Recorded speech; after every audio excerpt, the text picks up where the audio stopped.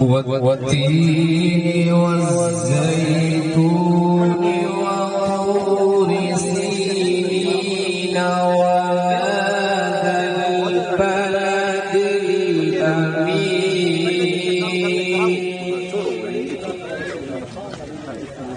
لقد خلقنا الإنسان في أحسن تقويم ثم رددناه أسفل